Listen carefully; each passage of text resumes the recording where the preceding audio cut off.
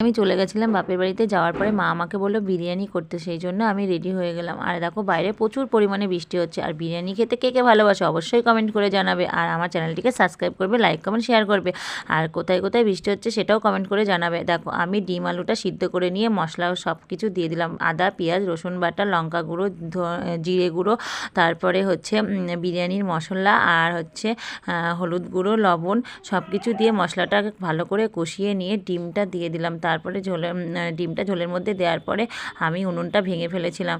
আর ভাঙার পরে মামাকে একটু বকছিল, তো আমি এক হাত দিয়ে উনুনের কড়াইটা ধরেছিলাম আর রান্না করছিলাম। ভাতটাও একদিকে হয়ে গেছিলো, আর ভাতের মধ্যে সব কিছু দিয়ে একে একে আমি ভালো করে সাজিয়ে নিলাম। তারপরে পেঁয়াজ বেরেস্তা দিলাম।